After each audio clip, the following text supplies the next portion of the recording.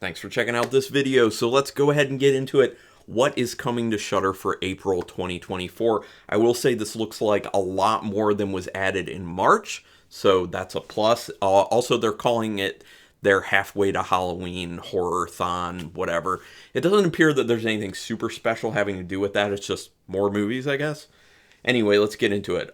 Reminder here, for the first few things I'm going over, the movies that are Shudder exclusives or originals, I do no spoiler reviews for those every week that they're coming out. So they have been coming out on Fridays. So usually I put up the review that Monday. So it's ahead of time, so it's no spoiler. Also, it's newer movies, so no spoiler. So you can come and check those out whenever you want. Anyway, let's get to the first one. Coming April 5th, it's called Baghead. It's a Shudder exclusive. A young woman inherits a rundown pub and discovers a dark secret within its basement. Baghead, a shape-shifting creature that will let you speak to lost loved ones, but not without consequences. Sounds like an interesting concept. Could be alright. Late Night with the Devil, coming April 19th. I've seen a little bit about this online because David Dastmalchian is in it, and I do like him, but I think this is supposed to be kind of like horror comedy-ish, but we'll see. October 31st, 1977, Johnny Carson rival Jack Delroy hosts a syndicated late-night talk show, Night Owls, that has long been a trusted companion to insomniacs around the country. A year after the tragic death of Jack's wife, ratings have plummeted. Desperate to turn his fortunes around, Jack plans a Halloween special like no other, unaware that he is about to unleash evil into the living rooms of America. Yeah, David Dastmalchian. That sounds fun. And like I said, I think it's kind of like horror comedy-ish, so sounds good. Now, this next one I am very excited about because I've already seen the trailer for this. I saw someone had posted it online a few months ago, and I was like, that looks awesome. I'm very excited for this one. It's a film called Infested. Where is this from? I think it's a French film. Yeah, I believe I'm correct. It's a French film, Infested. Director Sebastian Vanacek makes his feature film debut with a story that follows Caleb, who is about to turn 30 and has never been lonelier. He's fighting with his sister over a matter of inheritance and has cut ties with his best friend. Fascinated by exotic animals, he finds a venomous spider in a bazaar and brings it back to his flat. It only takes a moment for it to escape and reproduce, turning the whole place into a dreadful web trap. It looks terrifying for people who are afraid of creepy crawlies, people who are afraid specifically of spiders, but it looks great for that reason. Check out the trailer. It looks really good. Very excited for that one. Again, that's Infested on April 26th, so end of the month. Then, as we know, in March, we have the new season of Joe Bob, The Last Drive-In starting. So obviously in April, that's going to be continuing. So season 6 continues bi-weekly. So just so everyone, if people don't remember, the new season will be one movie hosted by Joe Bob every other Friday. And it'll just kind of span, from what I understand, almost like the whole year, which is cool. So Friday, April 12th, that one will debut on demand. Then Sunday, April 14th, and then Friday, April 26th, that one will debut on demand Sunday, April 28th, just in case people want to know. But it's The Last Drive-In. Get excited. All right, so the next slew, and it's a ton of films, are coming April 1st. Mute Witness. A mute makeup artist working on a slasher movie being shot in Moscow is locked in the studio after hours. While there, she witnesses a brutal murder and must escape capture. Kind of interesting. And with any of these movies that I'm going over, let me know in the comments, have you seen it and do you like it? Do you not like it? Like, recommend, don't recommend, basically. Because a lot of these movies I have not seen before. The next one, The Gates. A serial killer has been sentenced to death by electric chair in London in the 1890s, but in his final hours, he puts a curse on the prison he is in and all of those in it. I mean, that sounds like an interesting concept. Next one, movie I just bought from Screen Factory, Drag Me to Hell. A lone officer who evicts an old woman from her home finds herself the recipient of a supernatural curse. Desperate, she turns into a seer to try and save her. She turns to a seer to try and save her soul, while evil focuses work to push her to a breaking point. Yeah, it's a good flick. Next one is Ghost Stories. This is a 2017 Ghost Stories. After receiving a file with details of 3 unexplained cases of apparitions, skeptical Professor Philip Goodman embarks on a terrifying trip. Not giving you a whole lot, doesn't sound interesting to me, probably pass. Next one, The Rental. I think this is one done by Dave Franco, which, if that's the one, I didn't like it. 2 couples rent a vacation home for what should be a celebratory weekend getaway. That's it. Not a great synopsis. Yeah, that's the one I thought it was. I don't like that movie. I don't recommend.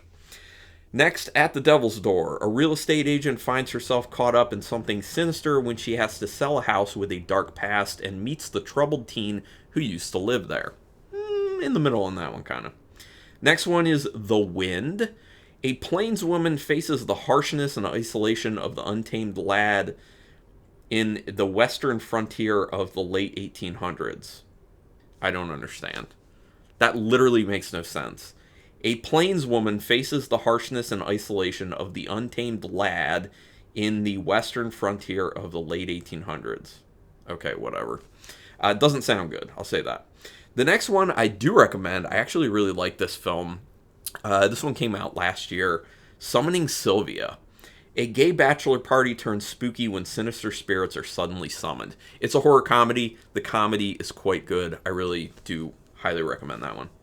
Then the next one, people love this one. Madman, a great slasher.